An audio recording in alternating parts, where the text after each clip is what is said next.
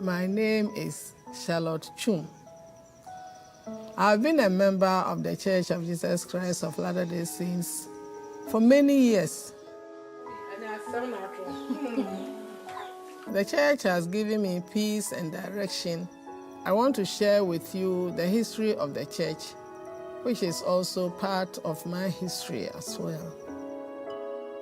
You might think the history of the church started in America in the 1800s has nothing to do with me.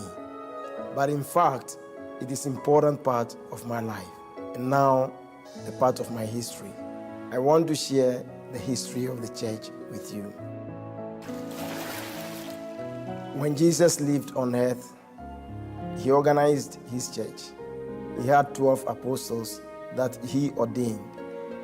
When Jesus was crucified, his apostles were killed, and the truth was lost. In the early 1800s, there was a young man named Joseph Smith in the United States. Joseph Smith was a 14-year-old boy. He was searching for the truth. He wanted to know which of the religions was true. His mother belonged to one church and his father belonged to another.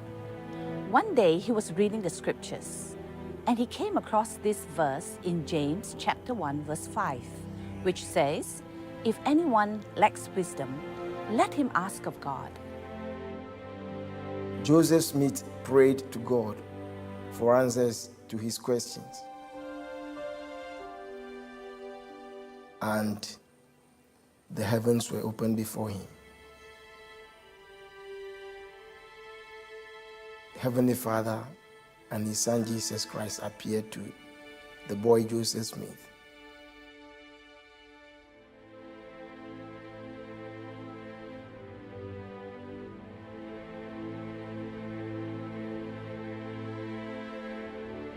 Three years later, Joseph was visited by a messenger from heaven. He told Joseph about a record written on golden plates. A record written by ancient prophets who lived in the Americas long ago. Eventually, Joseph was given the power to translate these records into English. Soon, the record was translated and published as the Book of Mormon, another testament of Jesus Christ. While he was translating the plates, Joseph and his companion Oliver Cowdery prayed to God about baptism. As an answer to their prayer, John the Baptist appeared and gave them the authority to baptize in God's name.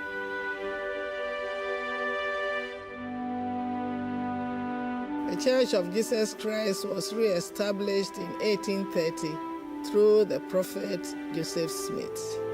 It was called the Church of Jesus Christ of Latter-day Saints. Soon, missionaries of the church were sent to England. Many people were moved by the power of the Book of Mormon and the testimony of the members of the church. In 1844, persecution mounted against the church, forcing the members to flee from state to state. Joseph Smith was martyred, and in 1846, Joseph Smith's successor, Brigham Young, led the Saints west to what is now known as Salt Lake City. It was not as it is today. It was barren, it was a desert. So they had to work very hard to cultivate the land, to plant crops, and this legacy of hard work and faith and perseverance belongs to every member of the church, including me. They sent missionaries all over the world, and even to Africa and to my homeland, Ghana.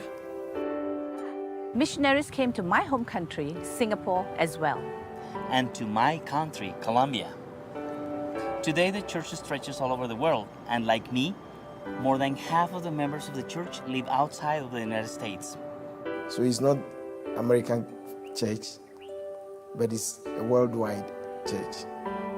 When I was 16 years old, just 2 years older than Joseph Smith when he was a boy searching for the truth, The missionaries knocked on my door and taught me the gospel.